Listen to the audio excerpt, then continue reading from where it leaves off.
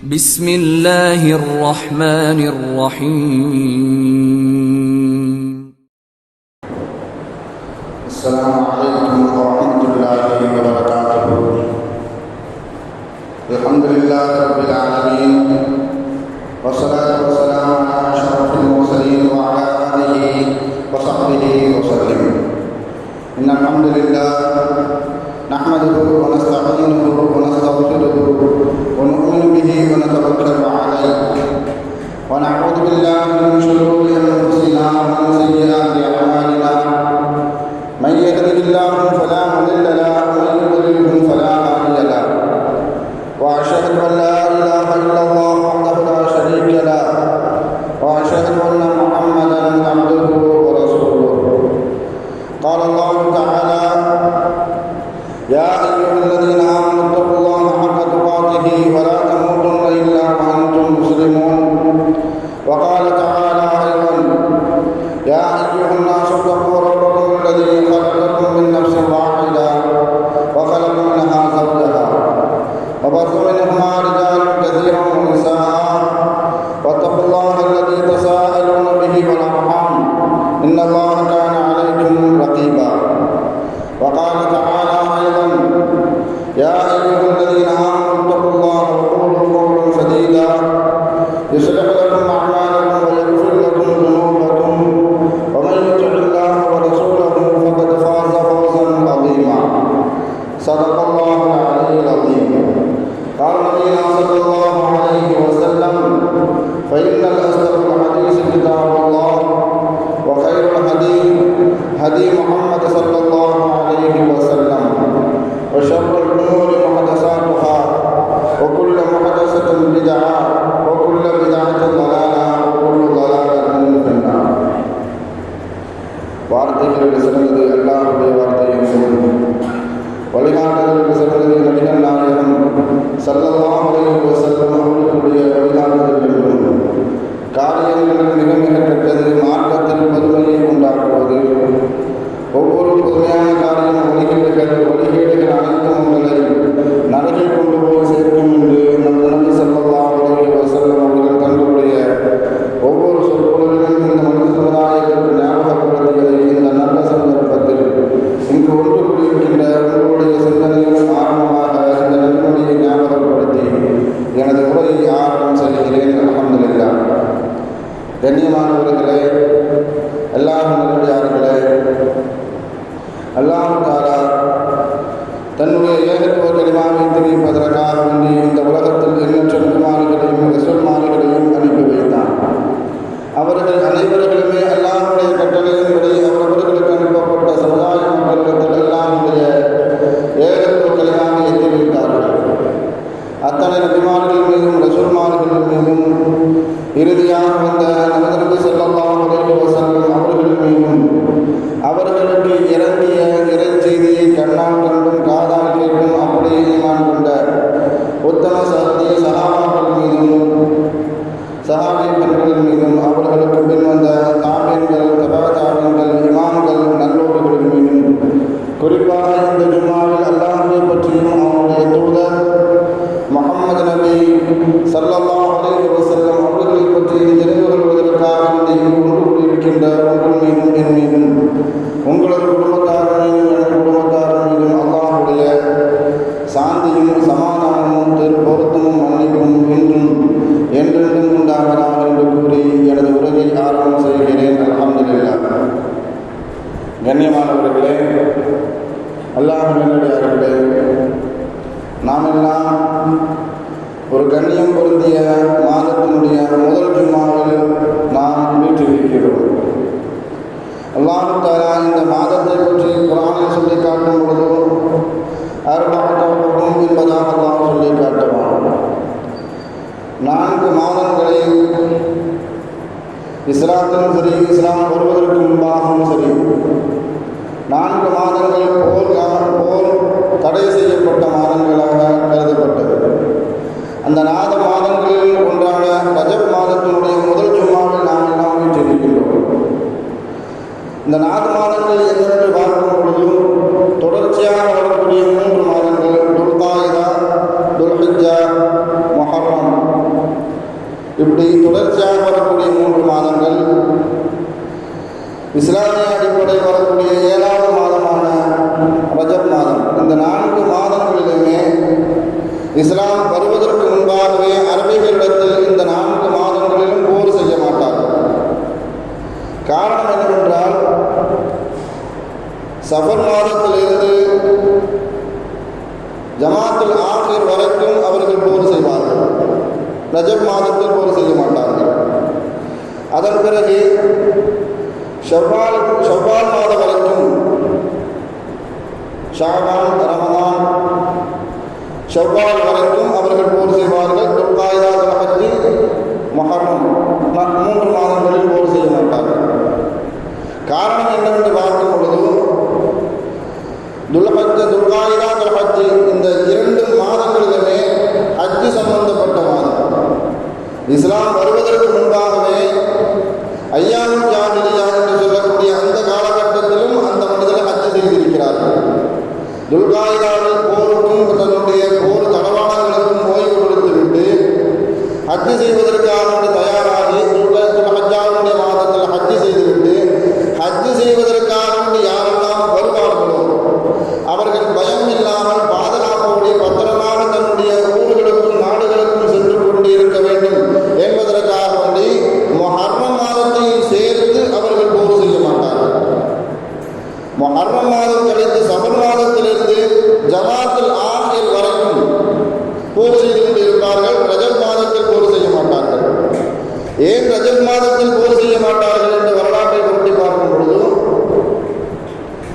உம்ரா செய்வதற்காக யாரெல்லாம் எண்ணுவார்களோ, உம்ரா செய்வதற்காக மக்காவிற்கு யாரெல்லாம் வருவார்களோ அவர்களுக்கு இடையூறு தரும் முகமாக நாம் போர் செய்யக்கூடாது என்பதற்காக அரபிகள் ரஜப் மாதத்திலும் போர் செய்ய மாட்டார்கள்.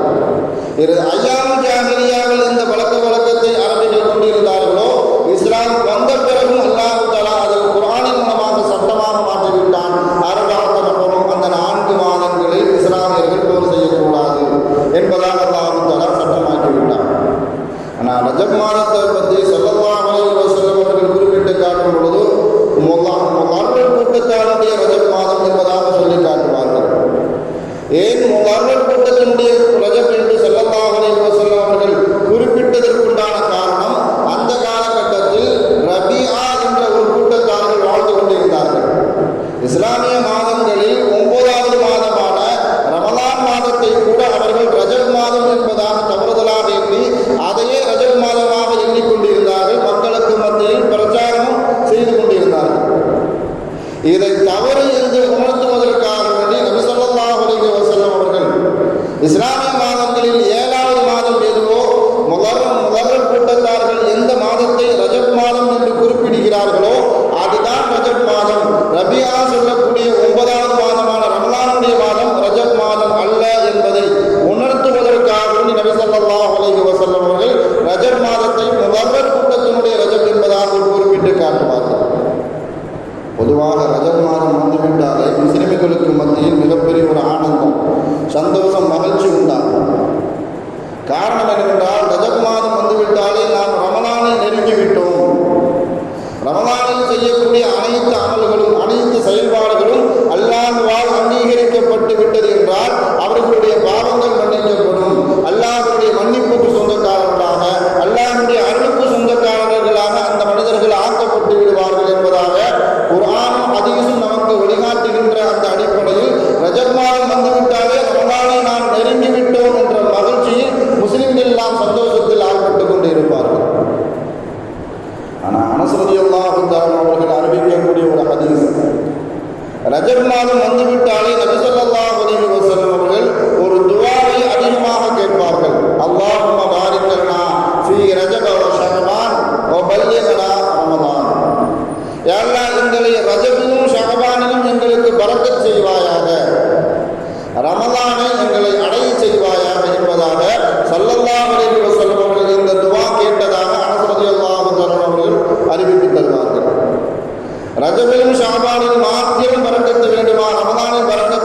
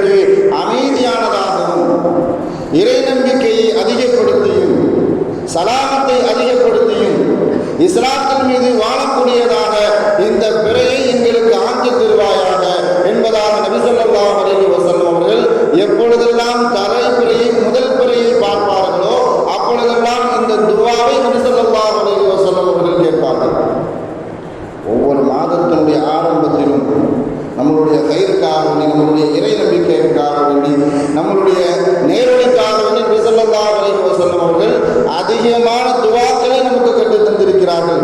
இந்த துஆவை நாம் கேட்டு நம்மளுடைய வாழ்க்கை முறையை அமைத்துக் கொள்ளும் பட்சத்தில் நம்முடைய வாழ்க்கையில் அல்லாஹ் தஆலா பரக்கத்தை அதிகமாக்குவான். குர்ஆனிலும் ஹதீஸிலும் பரக்கத் என்ற வார்த்தை அதிகமாக புழங்கப்பட்டிருப்பதன் காரணத்தினால் பரக்கத் என்னால் என்பதை நாம் தெரிந்து கொள்ள வேண்டும். இஸ்லாம் வருவதற்கு முன்பாகவும் சரி, ஐயாமுல் ஜாஹிலிய்யாவில் ஒரு திருமணம் நடக்கும் பொழுது அந்த காலகட்டத்தில் மணமக்களை வாழ்த்துவதாக இருந்தால் அந்த மக்கள் எப்படி மணமக்களை வாழ்த்துவார்கள் என்றால் ஃபிர் ரிபாஇ வல் பனீன் என்பதை தான் வாழ்த்துவார்கள்.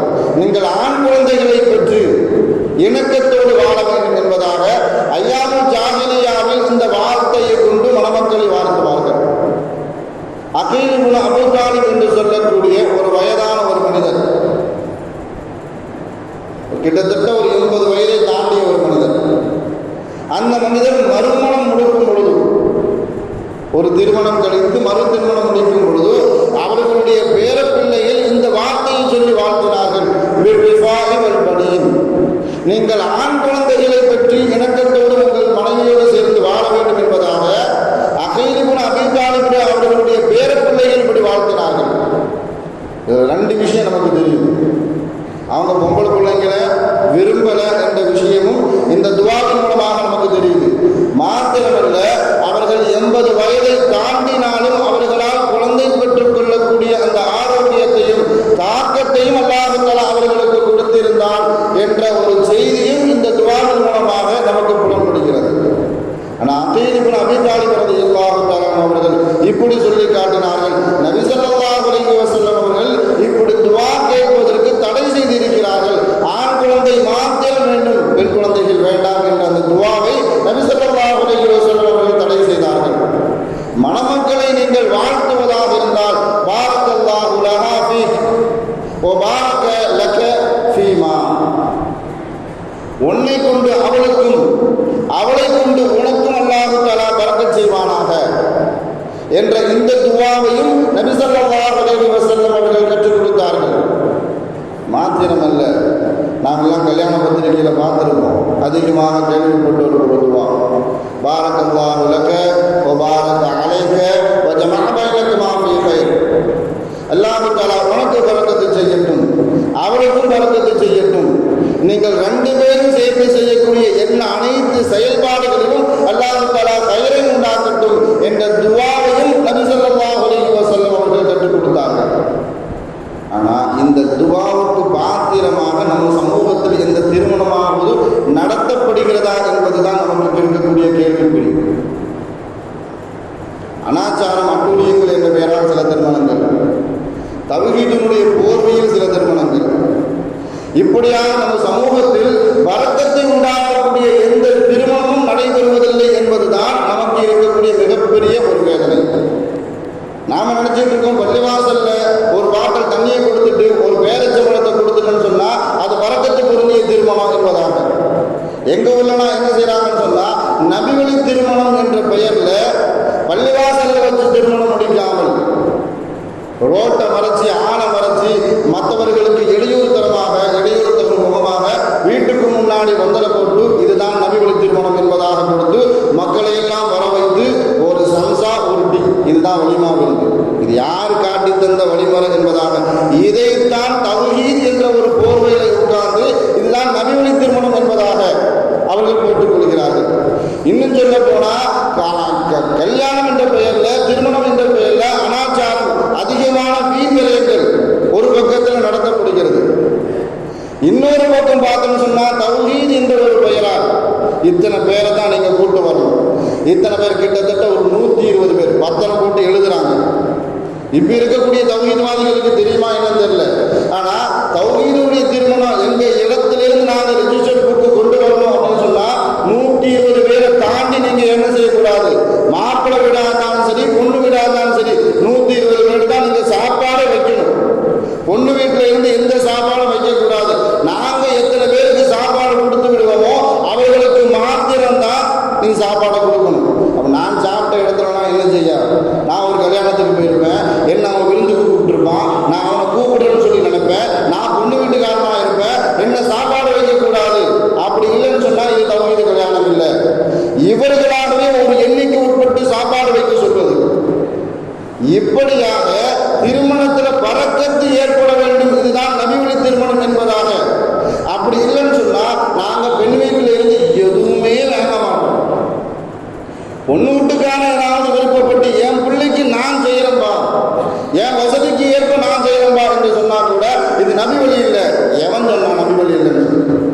நபி ஸல்லல்லாஹு அலைஹி வஸல்லம் அவர்கள் தங்களுடைய மகள் ஃபாத்திமா ரலியல்லாஹு தஆலா அவர்களுக்கு சீராக கம்பளி போர்வையை கொடுத்திருக்கிறாங்க. தோளிலான பாத்திரத்தை நபி ஸல்லல்லாஹு அலைஹி வஸல்லம் அவர்கள் கொடுத்திருக்கிறாங்க.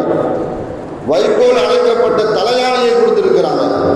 இந்த சுன்னத்தை ஃபாலோ பண்ணி தான் சில ஊர்ல என்ன செய்வாங்கன்னு சொன்னா தலைவாணி, ஜம்காலம், பாய், அது சேர்ந்த பாத்திரங்கள் கொடுத்து அனுப்புவாங்க. இந்த சுன்னத்தை ஃபாலோ பண்ணி இதெல்லாம் நபி வழி கிடையாது என்பதாக ஹதீஸை மேலோட்டமாக மேற்குள்ளை மாத்திரம் வைத்துவிட்டு மக்களுக்கு மத்தியில் தவறுதலாக பிரச்சாரம் செய்து கொண்டிருக்கிறார்கள். ஆனால் இப்படிப்பட்ட திருமணத்தில் எல்லாம் எப்படி பரக்கத்து ஏற்படும் என்பதை நாம் உணர்வுபூர்வமாக புரிந்து கொள்ள வேண்டும். ஆனால் பரக்கத்து என்ற ஒரு வார்த்தை முஸ்லிம்களுக்கு மத்தியில் அதிகப்படியாக பொருந்தப்படுவதற்கு காரணம் மின்ஹத்துன் இலாஹியத்துன் அலீமத்துன் நஃபுஹா ஜலீலுன் அஸருஹா கதீருன் கைருஹா முத்தவாசிலுன் பிர்ருஹா. மார்க்க அறிஞர்கள் அதிகமாக அழகான ஒரு விளக்கத்தை தருவாங்க. பரக்கத்துன்னு என்னன்னு சொன்னா மின்ஹத்துன் இலாஹியா, அல்லாஹ்வின் புறத்தில் இருக்கு கிடைக்கக்கூடிய ஒரு சன்மானம். அது நாம என்ன நினைச்சுக்கிட்டு இருக்கோம்னு சொன்னா பரக்கத்துன்னு சொன்னாலே எதுவெல்லாம் அதிகப்படியாக காண முடியுமோ பார்க்க முடியுமோ நம்மிடத்தில் இருக்குமோ அதை மாத்திரம்தான் பரக்கத் என்பதாக நாம் எண்ணிக்கொண்டு இருக்கிறோம்.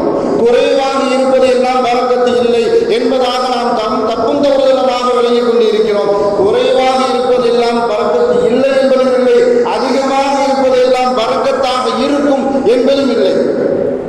மின்ஹத்துன் இலாஹியா, பரக்கத் என்றாலே அல்லாஹ்வின் புறத்தில் இருந்து கிடைக்கக்கூடிய மிகப்பெரிய ஒரு சன்மானம். அலீமன் நஃபுஹா, அதனுடைய பயன்பாடு அது என்ன வேணாலும் இருக்கலாம். அது ரிஸ்கோ, பதவியோ, நாம் உபயோகப்படுத்தக்கூடிய பொருளோ எது வேண்டுமானாலும் இருக்கலாம். அதனுடைய பயன்பாடு என்பது உன்னதமானதாக இருக்கும். ஜலீலுன் அஸருஹா, அதனுடைய விளைவுகள் என்பது அது ஏற்படுத்தக்கூடிய சமூகத்தில் வாழ்க்கையில் ஏற்படுத்தக்கூடிய விளைவுகள் என்பது வலினமாக சக்தியுள்ள வாழ்ந்ததாக இருக்கும். கதீருன் கைருஹா, அதனுடைய பிரயோஜனம் அதிகமானதாக இருக்கும். மாத்திரமல்ல, அந்த பிரயோஜனம் வாழையடி வாழையாக தொடர்ச்சியாக முத்தவாசிலும் பிர்ருஹா, அதனுடைய நலவுகள் வாழையடி வாழையாக தொடர்ச்சியாக அதனுடைய நலவுகள் அவர்களுக்கு கிடைத்து கொண்டே இருக்கும். இதுதான் பரக்கத்து. நாம நினைக்கிற மாதிரி அதிகமாக இருக்கிறது பரக்கத்து, குறைவாக இருக்கிறது பரக்கத்து இல்லை என்பதாக நாம் தவறுதலாக எண்ணிவிடக்கூடாது. அது அல்லாஹ்வின் புறத்திலிருந்து ஒவ்வொரு மனிதர்களுக்கும் கிடைக்கக்கூடிய ஒரு சன்மானம். அதில் ஒரு மனிதருக்கு ஆயுளாக இருக்கலாம், நேரமாக இருக்கலாம், ரிசுக்காக இருக்கலாம். ஒரு மனிதனுக்கு கிடைக்கக்கூடிய ரிசுக்காக இருக்கலாம். அப்படி இல்லைன்னு சொன்னா கல்வியாக இருக்கலாம். கல்வியில பரக்கத்து, குடும்பத்தில் பரக்கத்து, அவர்கள் உபயோகப்படுத்தக்கூடிய பொருட்களில் பரக்கத்து, அவர்களுடைய வியாபாரத்தில் பரக்கத்து, செல்வத்தில் பரக்கத்து, குழந்தைகளில் பரக்கத்து, அவர்களுடைய பேச்சில் பரக்கத்து, செயல்பாடுகளில் பரக்கத்து. இன்னும் சொல்ல போனால் அவர்கள் சந்திக்கக்கூடிய மனிதர்களில் பரக்கத்து. யாரெல்லாம் சந்திப்பார்களோ அந்தந்த மனிதர்களிடத்தில் அல்லாஹ் தஆலா பரக்கத்தை ஏற்படுத்தி இருக்கிறான். நாம் சென்று வரக்கூடிய கடந்து செல்லக்கூடிய இடங்களில் கூட அல்லாஹ் தஆலா பரக்கத்தை ஏற்படுத்தி இருக்கிறான். இப்படி நம்முடைய வாழ்நாளில் ஏற்படக்கூடிய சந்திக்கக்கூடிய நிகழக்கூடிய எல்லா நிகழ்வுகளிலும் அல்லாஹ் தஆலா பரக்கத்தை ஏற்படுத்தி இருப்பான். ஆனா அதனால தான் நாம் அல்லாஹ்விடத்தில் கேட்க சொல்ல அதிகப்படுத்தி கேட்கக்கூடாது. யா அல்லாஹ், எதை தருவதாக இருந்தாலும், என்னுடைய ஆயுளாக இருந்தாலும் அந்த ஆயுள பரக்கத்து வேணும். சில மனிதர்களை பார்க்கும் பொழுது அவர்களுடைய வரலாறு, அவர்களுடைய பிரயோஜனம் சமூகத்திற்கு கொஞ்சம் காலகட்டம் தான் வாழ்ந்திருப்பாங்க. ஆனால் அவர்களுடைய அசராத் என்பது அவர்களால் சமூகம் அடைந்த பிரயோஜனம் என்பது கியாமத்து வரைக்கும் நீண்டு கொண்டே இருக்கும். இது எத்தனையோ மனிதர்கள், நபிமார்களை எடுத்து காட்டலாம், சஹாபாக்களை எடுத்து காட்டலாம், சஹாபாக்களுக்கு பின் வந்த தாபீன்கள், தபா தாபீன்கள், எத்தனையோ சாலிஹீன்களை எடுத்து காட்ட முடியும்.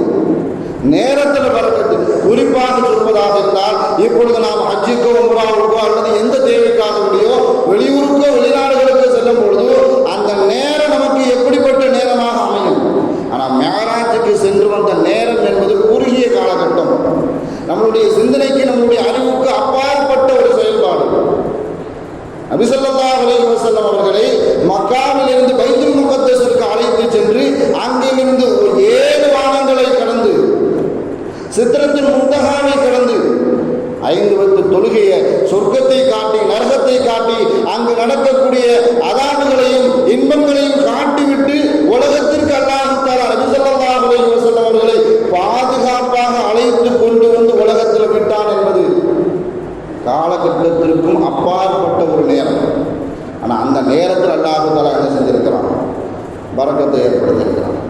சில பேர்களுடைய கல்வியில் அல்லாஹ் தஆலா பரக்கத்தை ஏற்படுத்தியிருப்பான். ஒரு உதாரணத்துக்கு சொல்ல போனாந்தா, இந்தியாவிலே நடைபெறக்கூடிய மிகப்பெரிய ஒரு மதரசா தேவபந்து மதரசா கிட்டத்தட்ட 150 ஆண்டுகளை தாண்டியும் இன்றளவுக்கும் அல்லாஹ்வுடைய கருணையினால் அல்லாஹ்வுடைய அருளினால் இந்த வரைக்கும் நடைபெற்றுக் கொண்டிருக்கிறது. தமிழ்நாட்டில் இருக்கக்கூடிய எத்தனையோ பிரபல்யமான மதரசாக்கள், எத்தனையோ பாடசாலைகள், எத்தனையோ அரபிக் கல்லூரிகள், இன்னும் நல்லுள்ளங்களால் தொடங்கப்பட்ட மாற்ற சகோதரராக இருந்தாலும் சரி, அவர்களுடைய தூய எண்ணங்களால் கட்டப்பட்ட கல்லூரிகள், பல்கலைக்கழகங்கள் எத்தனையோ இன்றளவுக்கும் மக்களுக்கு பிரயோஜனமாக கல்வியை தந்து கொண்டிருக்கிறது. இது எல்லாம் பரக்கத்து. அந்த மனிதர்கள் ஏற்படுத்தி, அந்த மனிதர்கள் இன்றளவுக்கு நம்மளிடத்தில் இல்லை. ஆனால் அவர்கள் ஏற்படுத்தி தந்த அந்த தாக்கம், அந்த கல்வியில் அல்லாஹ் தஆலா ஏற்படுத்தி தந்த பரக்கத். இன்னும் சொல்ல போனா, சில குடும்பத்தில் அல்லாஹ் தஆலா பரக்கத்தை ஏற்படுத்தியிருப்பான். கூட்டு குடும்பமா வாழ்வாங்க, சின்ன குடும்பமா இருக்கும், ஆனால் தங்குவதற்கு எந்த விதமான இடையூறும் இருக்காது. சில பேர் சொல்லுவாங்க, 3 பேர் தங்குறதுக்கு என் வீடு தாங்காதுன்னு சொல்லுவாங்க. 3 பேர் தங்குறதுக்கு என் வீடு பத்தாதுங்க, என் பிள்ளைங்க ஓட ஆடி விளையாட முடியல, எல்லாரும் வரும்பொழுது எங்க குடும்பத்துக்கு படுக்கிறதுக்கு இடம் இல்லை, உட்காரத்துக்கு இடம் இல்லை, பாய் போடுறதுக்கு இடம் இல்லை. ஆனா அந்த காலகட்டத்தில் பார்க்கும் பொழுது கிட்டத்தட்ட கூட்டு குடும்பங்களாக ஒரு குடும்பத்திலே 25 பேர் ஒரே வீட்டில் வாழ்ந்திருப்பாங்க. குடும்பத்தில் அல்லாஹ் தஆலா பரக்கத்தை ஏற்படுத்தியிருப்பாங்க. பிள்ளைகளுடைய பரக்கத்து, வியாபாரத்தில் பரக்கத்து, மனிதர்களில் அல்லாஹ் தஆலா பரக்கத்து. நபி ஸல்லல்லாஹு அலைஹி வஸல்லம் அவர்கள் ஒரு சஹாபியை தொட்டு, நபி ஸல்லல்லாஹு அலைஹி வஸல்லம் அவர்கள் யாரை தொட்டாலும் அது பரக்கத்து தான். சஹாபியை கையினால் தொட்டாங்க, தலையில் தொட்டாங்க. அந்த சஹாபியினுடைய தலையில தாடி முடியெல்லாம் நரைத்து விட்டது, தலைமுடி மட்டும் அப்படியே கருப்பா, அவங்க தொட்ட இடத்துல கருப்பா இருக்கு. சில சஹாபாக்கள் கேட்டாங்க, என்ன இது தையை எதுவும் அடிக்கிறீங்களா, தலை மட்டும் அப்படியே கருப்பாக இருக்குது, என்ன காரணம் அப்படின்னு கேட்கும் பொழுது ஸல்லல்லாஹு அலைஹி வஸல்லம் அவர்களிடத்தில் ஒரு தடவை எனக்காக துவா செய்ய சொல்லும் பொழுது அவர்கள் என்னுடைய தலையை தொட்டு துவா செய்தார்கள். அவர்களுடைய கையினால் தொடப்பட்ட அந்த இடம் இதுவரைக்கும் நரைக்கவில்லை. மனிதர்கள் அல்லாஹ் தஆலா பரக்கத்தை ஏற்படுத்தியிருக்கிறார். இன்னும் உச்சகட்டமாக நபி ஸல்லல்லாஹு அலைஹி வஸல்லம் அவர்கள் சொல்லி காட்டினார்கள், அல்லாஹும்ம பாரிக் லனா ஃபில் மௌத் வ ஃபீமா பஅதல் மௌத். யா அல்லாஹ், என்னுடைய மௌத்தில பரக்கத்து செய். மௌத்தில என்னங்க பரக்கத்து செய்ய முடியும்? சக்கராத் நிலையில் இருந்தால் யாராவது தண்ணி ஊற்ற முடியும், அதுதான் செய்ய முடியும். ஆனால் நபி ஸல்லல்லாஹு அலைஹி வஸல்லம் அவர்கள் கேட்ட துவா, யா அல்லாஹ், என்னுடைய மௌத்திலும் பரக்கத்து செய். ஏன்னு சொன்னால் சமீபத்தில் நடக்கக்கூடிய கேள்விப்படக்கூடிய மரண செய்தியெல்லாம் நம்ம எல்லாம் பயமுறுத்தி கொண்டிருக்கிறது. அகால மரணங்கள், திடீர் மரணங்கள், கோர விபத்துகளால் ஏற்படக்கூடிய மரணங்கள், இதையெல்லாம் என்னன்னு சொன்னால் ஏற்கனவே அவர் ஹஜ்ஜி செய்வதற்கு திடீர் மௌத்துக்கள். நேற்று தானங்க பேசிட்டு இருந்தேன், நேற்று பார்த்து என்ன பார்த்து சலாம் சொன்னாராங்க, இன்னைக்கு இல்லையா? சில மனிதர்களுடைய மௌத்து செய்தி எல்லாம் நமக்கு அதிர்ச்சியையும் பயத்தையும் உண்டாக்கி கொண்டு இருக்கிறது. எந்த அளவுக்கு சொன்னா, அவரை ஏற்கனவே நினைத்துக் கொண்டிருப்பார், நான் ஹஜ்ஜி செய்ய வேண்டும், நான் உம்ரா செய்ய வேண்டும் என்ற எண்ணம் இருக்கும். திடீர் மௌத்து வந்துருச்சுன்னு சொன்னா என்ன செய்யும்? அந்த எண்ணத்துடைய மௌத்தாக இருப்பார்.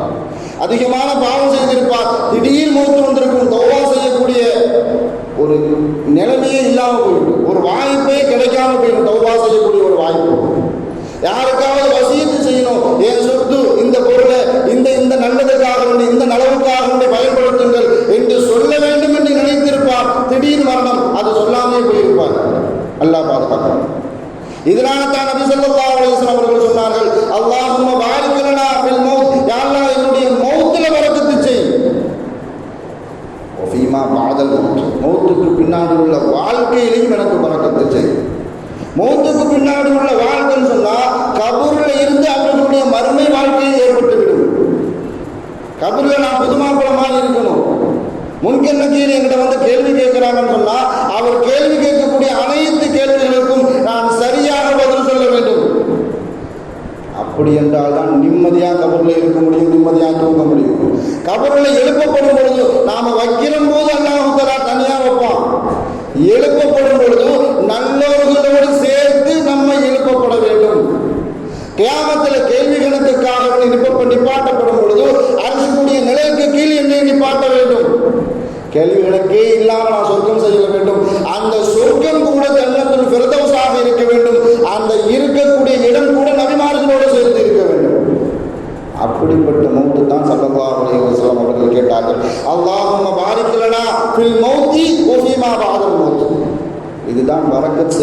வந்திருக்கிறோம். தௌபா செய்ய முடியாம, வசியத்து செய்ய முடியாம, எந்த விதமான நன்மையான காரியங்களும் செய்ய சொல்லி அல்லது நான் செய்தோ அப்படிப்பட்ட நிலைமை ஏற்படுவதற்கு முன்பாகவே என்னுடைய மரணம் என்னிடத்தில் வரும் என்று சொன்னார். அது வரக்கத்து செய்யப்பட்ட மௌத்தே இல்லை. அப்படிப்பட்ட மௌத்தில் இருந்து அல்லாஹ்விடத்தில் பாதுகாப்பு கேட்க வேண்டும். அதனால தான் நபி ஸல்லல்லாஹு அலைஹி வஸல்லம் அவர்கள் மௌத்தில் கூட எனக்கு பரக்கத்து வேண்டும், மௌத்துக்கு பின்னாடி உள்ள வாழ்க்கையில் கூட எனக்கு பரக்கத்து வேண்டும். குர்ஆன்ல அல்லாஹ் தஆலா எதுவெல்லாம் பரக்கத்து என்று சொல்லி இருக்கிறானோ அவை அனைத்துமே பரக்கத்து தான். அல்லாஹ் குர்ஆன்ல சொல்லி காட்டுவான், தபாரக இஸ்மு ரப்பிக தில் ஜலாலி வல் இக்ராம். அல்லாஹ்வுடைய திருநாமங்கள் அனைத்தும் பரக்கத்து செய்யப்பட்டது. நமக்கு தெரிஞ்ச எத்தனையோ தஸ்பீஹ்கள் சும்மா இருக்கிற நேரத்தில், ஓய்வு எடுக்கக்கூடிய நேரத்தில், தூக்கம் வராத நேரத்தில், மற்றவர்களிடத்தில் நாம் பேசிக்கொண்டிருக்கக்கூடிய நேரத்தில், மற்றவர்களுடைய பேச்சை கேட்கக்கூடிய நேரத்தில், நம் வாய் சும்மாதான் அந்த நேரத்தில் சுப்ஹானல்லாஹி வல்ஹம்துலில்லாஹ் இந்த வார்த்தை எப்படிப்பட்ட வார்த்தை என்பதாக ஸல்லல்லாஹு அலைஹி வஸல்லம் அவர்கள் சொல்லி காட்டும் பொழுது உங்களுடைய நன்மையின் தராசை அது நிரப்பி விடுகிறது என்பதாக சொன்னார்கள். மிகப்பெரிய ஒரு வாய்ப்பு. இந்த வாழ்க்கைக்கு அப்புறம் கபருக்கு சக்கராத்து வந்துருச்சுன்னு சொன்னா எந்த நன்மையும் செய்ய முடியாது, எந்த தௌபாவும் செய்ய முடியாது, ஒரு சுப்ஹானல்லாஹ் சொல்ல முடியாது, ஒரு லா இலாஹா இல்லல்லாஹ் சொல்ல முடியாது. அதற்கு முன்பாக நமக்கு அல்லாஹ் தஆலா செய்த மிகப்பெரிய ஒரு வாய்ப்பு தபாரக இஸ்மு ரப்பிக தில் ஜலாலி வல் இக்ராம். அனைத்து திருநாமங்களிலும் அல்லாஹ்வுடைய அனைத்து நற்பெயர்களிலும் அல்லாஹ் தஆலா பரக்கத் செய்திருக்கிறான். அது சுப்ஹானல்லாஹ் இருக்கலாம், அல்ஹம்துலில்லாஹ் இருக்கலாம், லா இலாஹா இல்லல்லாஹ் கலிமா இருக்கலாம். ஸல்லல்லாஹு அலைஹி வஸல்லம் அவர்கள் இப்படி சொல்லி காட்டினார்கள், கலிமத்தானி ஹஃபீஃபத்தானி அலல் லிசான். ரெண்டு கலிமாக்கள் இருக்கிறது, அது மனித நாவினால் சொல்வதற்கு லேசாக இருக்கும். ஸகீலத்தானி ஃபில் மீசான், அதை சொல்வதினால் அவனுடைய நன்மையின் தராசுகள் கனமாகிவிடும். ஹஃபீஃபத்தானி இன்தர் ரஹ்மான், அல்லாஹ்வுக்கு அந்த வார்த்தை ரொம்ப பிரியமான வார்த்தைன்னு சொன்னாங்க. மூணு விஷயத்தை சொல்லி காட்டினாங்க. அதை சொல்வதற்கு மனிதர்களுக்கு ரொம்ப லேசு, ரொம்ப கஷ்டம் கிடையாது. அதை சொல்வதனால் அவனுடைய நன்மையின் தராசு மிக கனமாக ஆகிவிடும். அது அல்லாஹ்வுக்கு பிடித்தமான வார்த்தையும் கூட. இந்த கலிமாவை ஒரு நாளைக்கு ஒரு மனிதர் 100 தடவைக்கு மேல் சொல்லிவிட்டால் உலகத்தில் அவரை விடவும் நன்மை செய்தவர் யாரும் இருக்க மாட்டார்கள். லேசான கலிமா சுப்ஹானல்லாஹி வ பிஹம்திஹி சுப்ஹானல்லாஹில் அஸீம். இந்த ஒரு தடவை மாத்திரமல்ல, 100 தடவைக்கு மேல சொல்லக்கூடிய ஒரு வாய்ப்பு. தூக்கம் வராத நேரத்தில் தஸ்பீஹை வைத்து சொல்லிக் கொண்டிருந்தாலே போதும். அசருக்கு பின்னாடி, சுபுவுக்கு பின்னாடி கிடைக்கக்கூடிய நேரங்களில் வாகனத்தில் செல்லும் பொழுது சும்மா பாட்டு கேட்டுட்டு வெட்டியா பேசிட்டு போறது இல்லை. இந்த கலிமாக்களை சொல்லும் பொழுது நம்மை விடவும் உலகத்தில் அதிகப்படியான நன்மைகள் செய்தவர் யாரும் இருக்க மாட்டார்கள் என்று சத்திய நபி ஸல்லல்லாஹு அலைஹி வஸல்லம் அவர்களுடைய சத்திய வாக்கு. அதில் அல்லாஹ்வுடைய திருநாமங்கள் அல்லாஹ் தஆலா பரக்கத் செய்திருப்பதாக ஸல்லல்லாஹு அலைஹி வஸல்லம் அவர்கள் குறிப்பிட்டு காட்டுவார்கள். மழை தண்ணீரில் அல்லாஹ் தஆலா பரக்கத் செய்திருப்பதாக குர்ஆன் மூலமாக அல்லாஹ் சொல்லி காட்டுவான். வஅன்ஸல்னா மினஸ் ஸமாஇ மாஅன் முபாரகா, வானத்தில் இருந்து இறக்கப்படக்கூடிய ஒவ்வொரு துளியிலும் அல்லாஹ் பரக்கத் செஞ்சிருக்கிறான். நமக்கு ஒரு கேள்வி வரும், சமீபத்தில் நடந்த டிசம்பரில் நடந்த சென்னையில் பல மாவட்டங்களில் வெள்ளம் வந்துச்சு, அது பரக்கத்தா அதாபா? கண்டிப்பாக அதாபு தான். ஏன்? அதுக்கு நாம தான் காரணம். நம்மளுடைய பாவங்கள் தான் அதற்கு மிகப்பெரிய ஒரு காரணம். நம்மளுடைய பாவத்தை குறைத்துக் கொண்டு அல்லாஹ்விடத்தில் தௌபாவின் வாசலை தட்டும் பொழுது அந்த மலை துளி கூட நமக்கு பரக்கத்தாக ஆக்கப்படும். சலாம் சொல்வதில் நபி ஸல்லல்லாஹு அலைஹி வஸல்லம் அவர்கள் பரக்கத்து இருக்குது என்று சொன்னாங்க. சலாம் சொல்வது தானங்க. சில பேர்களுடைய சலாம் ஆள் பார்த்து சொல்லக்கூடிய சூழல். இவருக்கு தான் சலாம் சொல்லுவாங்க, இவருக்கு சொல்லக்கூடாது.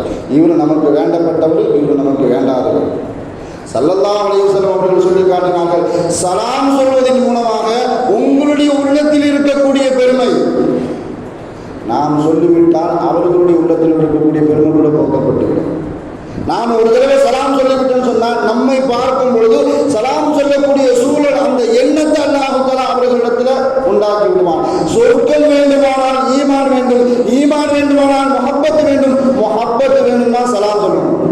ஒரு ஆட்டை சிரிச்சுட்டு ஒரு தடவை சலாம் சொல்லி பார்த்துட்டோம்னு சொன்னால் அவர் யாரும் தெரியாட்டாலும் நம்மளை பார்த்து சிரிச்சுட்டு மறுபடியும் என்ன சொல்லுவாங்க? இது என்ன? சொர்க்கவாசிகளுடைய வார்த்தை சலாம் என்பது. அல்லாஹ் தஆலா முதல்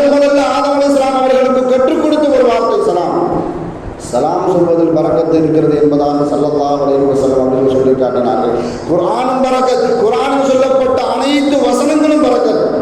இந்த உலகத்திலேயே அதிகப்படியான அநீதி இழைக்கப்பட்ட ஒரு நூல் இருக்குதுன்னு சொன்னால் அது குர்ஆன் தான். நாம பரக்கத்திற்காக வேண்டி, மௌத்தாக்களுக்காக வேண்டி தான் நாம் ஓதிக்கிட்டு இருக்கோம். நம்மளுடைய சுயநலத்திற்காக வேண்டி, நம்மளுடைய நன்மைக்காக வேண்டி, நம்மளுடைய வாழ்வாதாரத்தினுடைய உயர்வுக்காக வேண்டி நாம ஓதணும்னு சொன்னா அதை மடிச்சு பத்திரமா மேல செல்லுக்குள்ள கொண்டு வச்சிருக்கோம். இன்னும் சிலர் நோம்புக்கு மாத்திரம் ஸல்லல்லாஹு அலைஹி வஸல்லம் அவர்கள் சொல்லி காட்டினார்கள், ஒரு வசனத்தை ஓதுவதை கேட்டார் பல மடங்கு நன்மைகள் அல்லாஹ் தஆலா தருவதற்கு தயாராக இருக்கிறான். கேட்டதுக்கே பல மடங்கு நன்மைன்னு சொன்னா, ஒரு வசனத்தை குர்ஆனில் இருந்து நாம் ஓத ஆரம்பித்தால் கியாமத் நாள்ல அந்த வசனங்கள் நமக்கு ஒளியாக அது ஆக்கப்படும் என்பதாக ஸல்லல்லாஹு அலைஹி வஸல்லம் அவர்கள் சொல்லி காட்டினார்கள்.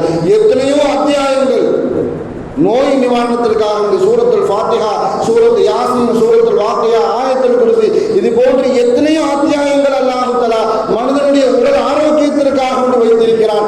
மாத்திரமல்ல, பாவ மன்னிப்புக்காக வேண்டி ஸல்லல்லாஹு அலைஹி வஸல்லம் அவர்கள் சொல்லி காட்டினார்கள், சூரத்துல் கஹஃப் யார் ஜும்மா நாளன்று ஓதுவார்களோ மறு ஜும்மா வரைக்கும் நடக்கக்கூடிய அனைத்து சிறுபாவங்களையும் அல்லாஹ் தஆலா மன்னிக்கிறான் என்பதாக. அதே போன்று குர்ஆனில் இருக்கக்கூடிய சூரத்துல் ஹஷ்ர் 59வது அத்தியாயத்தினுடைய கடைசி 3 வசனங்கள், யார் அவுது பில்லாஹி ஸமீஉல் அலீம் மினஷ் ஷைத்தானிர் ரஜீம் பிஸ்மில்லாஹிர் ரஹ்மானிர் ரஹீம் 3 தடவை ஓதிட்டு இந்த வசனங்களை 3 வசனங்களை 53வது அத்தியாயத்தினுடைய கடைசி 3 வசனங்களை யார் ஓதுவார்களோ அவர்களுக்கு அல்லாஹ் தஆலா 70,000 மலக்குமார்களை, காலையில் ஓதியவருக்கு 70,000 மலக்குமார்கள், மாலையில் ஓதியவருக்கு காலை வரைக்கும் 70,000 மலக்குமார்கள். இப்பெல்லாம் தொழுகை முடிஞ்சு துவா கேட்கறதுக்கே நமக்கு மிகப்பெரிய நேரம் மேன்மையா இருக்கு. நமக்காக துவா செய்யக்கூடிய ஒரு மலக்குமார்களுடைய கூட்டத்தை அல்லாஹ் தஆலா ஏற்படுத்தி தருவான் என்பதாக ஸல்லல்லாஹு அலைஹி வஸல்லம் அவர்கள் சொல்லி காட்டினார்கள். மாத்திரமல்ல, சஹர் உணவில் உங்களுக்கு பரக்கத்து இருக்கிறது என்பதாக சொன்னார்கள். யூதர்களுடைய நோம்புக்கும் முஸ்லிம்களுடைய நோம்புக்கும் இருக்கக்கூடிய மிகப்பெரிய வித்தியாசம் சஹர் சாப்பாடு. சஹர் உணவை உண்பது தான் பரக்கத். இதை யூதர்கள் சஹர் சாப்பாடு உண்ண மாட்டார்கள், முஸ்லிம்கள் நீங்கள் உண்ண வேண்டும் என்பதாக ஸல்லல்லாஹு அலைஹி வஸல்லம் அவர்கள் நமக்கு வழிகாட்டி தந்தார்கள். நிறைய பேரை பார்த்தோம் சொன்னா நோம்பு நேரத்தில் ரொம்ப ஆரோக்கியமா இருப்பாங்க, ரொம்ப சுறுசுறுப்பா இருப்பாங்க. அவர்கள் செய்யக்கூடிய வேலைகளை கூட நம்மளால செய்ய முடியாது. சுபு தொழுதுட்டு எப்படா தூங்குவோம் அப்படின்னு நாம நினைச்சுக்கிட்டு இருப்போம். அவங்க எல்லாம் 7:30 மணிக்கே சுறுசுறுப்பா ரெடியாகி அவர்களுடைய அலுவலக வேலைகளுக்காக வேண்டி, சில பேர் கட்டிட வேலைகளுக்காக வேண்டி, சில பேர் வியாபாரத்தில் பல தூரம் மைல சென்று தன்னுடைய வாகனத்தில் சென்று அந்த வெயில கூட விட்டுட்டு வருவாங்க. கேட்டேன்னு சொன்னா, நான் இப்பதான் ரொம்ப சுறுசுறுப்பா இருக்கிறேன், இப்பதான் என்னோட உடல் ஆரோக்கியமா இருக்குது அப்படின்னு சொல்லுவாங்க. ஏன்? ஸல்லல்லாஹு அலைஹி வஸல்லம் அவர்கள் சொன்ன அந்த சஹர் சாப்பாடு. ஆனா நம் சமூகத்துல எப்படி ஆகுதுன்னு சொன்னா, 1 மணிக்கு சஹரை சாப்பிட்டுட்டு 2 மணிக்கு சாப்பிட்டுட்டு காலையில அப்படியே தூங்கிட்டு 7:30 மணிக்கு இஞ்சிக்கக்கூடிய ஒரு பழக்கம் அல்லாஹ் பாதுகாக்கணும். இதுக்கு பேரு சஹர் சாப்பாடும் இல்லை, இதுக்கு பேரு நோம்பும் இல்லை. ஒரு தொழுகையை விட்டுட்டு ஒரு நோம்பு வருது அப்படின்னு சொன்னா அதற்கு பேரு நோம்பும் இல்லை. இப்படிப்பட்ட நோம்பை தான் ஸல்லல்லாஹு அலைஹி வஸல்லம் அவர்கள் கண்டித்தார்கள். ஆனா நம்மளுடைய நோம்புக்கு மிகப்பெரிய ஆரோக்கியத்திற்கு காரணம் சஹர் சாப்பாடு, அதுல பரக்கத்து இருக்கிறது என்பதாக சொன்னார்கள். அதே மாதிரி உணவு சாப்பிடுவதற்காக நீங்க உட்கார்ந்தால் அந்த உணவுக்கு உண்டான மரியாதையும் இருக்கிறது, கடமையும் இருக்கிறது, அதற்குண்டான நன்றி செலுத்தலும் இருக்கிறது என்பதாக ஸல்லல்லாஹு அலைஹி வஸல்லம் அவர்கள் சொல்லி காட்டினார்கள். சஹாபாக்கள் கேட்கிறாங்க, யா ரசூலல்லாஹ், அதனுடைய கடமை எல்லாம் என்ன, நன்றி செலுத்துறதுனா என்ன? ஸல்லல்லாஹு அலைஹி வஸல்லம் அவர்கள் கற்றுக் கொடுத்தார்கள், அல்லாஹும்ம பாரிக் லனா ஃபீஹி வஅதிம்னா கைரம் மின்ஹு. ஒவ்வொரு பருக்க உள்ள போகும்போது, ஒவ்வொரு குடி நம்மளுடைய வாயில உள்ள போகும்போது, ஒவ்வொரு மூலம் மடங்கு தண்ணீர் குடிக்கும் பொழுது, அல்லாஹும்ம பாரிக் லனா ஃபீ, யா அல்லாஹ் இதில் எங்களுக்கு பரக்கத்து செய், வஅதிம்னா கைரம் மின்ஹு, இதை விடவும் சிறந்த உணவை எங்களுக்கு தான். இது அதுக்கு செய்யக்கூடிய கடமை. நன்றி செலுத்துறதுனா என்ன? சாப்பிட்ட பின்னாடி துவா ஓதுவது. அல்ஹம்துலில்லாஹி அல்லதி அத்அமனா வ ஸகானா வ ஜஅல்னா மினல் முஸ்லிமீன். யார் எங்களுக்கு உணவளித்தானோ, தண்ணீர் கொடுக்க தந்தானோ அவனுக்கே எல்லா புகழும். யாராவது விருந்துக்கு கொடுக்குறாங்கன்னு சொன்னா துவா ஓதாண்டாலும் பிரச்சனை இல்லை, சாப்பாட்டை பெற சொல்லிட்டு வரோம். எவன் சமைச்சான், நீ அவன்கிட்ட போய் ஆர்டர் கொடுத்துருக்கலாமா? என்ன, நான் அப்போவே அவன்கிட்ட சொன்னேன், இவன் உப்பு கம்மியாக போடுவான் அல்லது அல்லது எதாவது ஒன்று பண்ணி விட்டுட்டு போயிடுவான். இதுக்காக வேண்டி தான் இவங்க கொடுக்காதுன்னு சொன்ன வீட்டுக்காரனையும் சங்கடப்படுத்திட்டு சோத்தையும் குறை சொல்லிட்டு வர பழக்கம் நம்மள்கிட்ட இருக்குது. ஆனால் ஸல்லல்லாஹு அலைஹி வஸல்லம் அவர்கள் சொன்னார்கள், எந்த விருந்துக்காக வேண்டி, அது திருமணத்தினுடைய விருந்தோ மற்ற விருந்தோ, ஒரு சந்தோஷத்திற்காக வேண்டி எந்த விருந்தாக இருந்தாலும் சரி, அந்த விருந்துக்கு சென்றால் அல்லாஹும்ம பாரிக் லஹும் ஃபீமா ரஸக்தஹும் வக்ஃபிர் லஹும் வர்ஹம், உலகத்திற்கு தேவையான அனைத்து துஆவும் இதில் வந்துருச்சு. ஏன்னா எதற்காக வேண்டி இந்த உணவு எங்களுக்கு அளிக்கப்பட்டதோ அதில் நீ பரக்கத் செய். உன் திருமணமாக இருக்கலாம், திருமணத்திற்காக வேண்டி அந்த திருமணத்திற்காக வேண்டி துவா செய்யும் பொழுது அந்த திருமண தம்பதிகள் அந்த வாழ்க்கையில் பரக்கத்து செய்யப்படுவார்கள். குழந்தை பிறந்திருக்கு, அல்லது வேற ஒரு விசேஷம், எனக்கு பதவி உயர்வு கிடைச்சிருக்கு, அல்லது நான் வீடு கட்டி இருக்கிறேன், எந்த விருந்துக்காக வேண்டி போனாலும் யாரெல்லாம் எதற்காக வேண்டி இந்த உணவு பரிமாறப்பட்டதோ அதில் நீ பரக்கத் செய். வக்ஃபிர் லஹும், யாரெல்லாம் அவர்களை மன்னிச்சிரு, வர்ஹம்ஹும், அவர்கள் மீது நீ இரக்கம் காட்டு. இதில் உலகத்திற்கு தேவையான மன்மைக்கு தேவையான அனைத்து அம்சங்களும் இந்த துவாவில் வந்துருச்சு. அல்லாஹ் தஆலா வாழக்கூடிய அனைத்து செயல்பாடுகளிலும் நம்மளுடைய நிலைப்பாடுகள் அல்லாஹ் தஆலா பரக்கத்தை ஏற்படுத்துவானாக, நம்மளுடைய ஈமானில் பரக்கத்தை ஏற்படுத்துவானாக, நம் வாழ்வுகளுடைய அனைத்து செயல்பாடுகளிலும் எல்லா நிலைகளிலும் அல்லாஹ் தஆலா பரக்கத்தை ஏற்படுத்துவானாக. வாழும் காலமெல்லாம் நோய் நொடிகள் இல்லாமல் உடல் ஆரோக்கியத்தோடு மனநிறைவோடு இன்பத்தோடு அல்லாஹ்வை நின்று வணங்கி வழிபட்டு வாழும் நசீபை இல்லாமல் அல்லாஹ் உங்களுக்கும் எனக்கும் நம்மை ஈண்டெடுத்த தாய் தந்தையர்களுக்கும் நம் மனைவி மக்கள் உற்றார் உறவினர் யாவருக்கும் கொடுத்து அருள் புரிவானாக என்று கூறி எனது வார்த்தையை நிவர்த்தி செய்கிறேன். வாஹிர் தாவானா அல்ஹம்துலில்லாஹி ரப்பில் ஆலமீன். அஸ்ஸலாமு அலைக்கும் வரஹ்மத்துல்லாஹி வபரகாத்துஹு.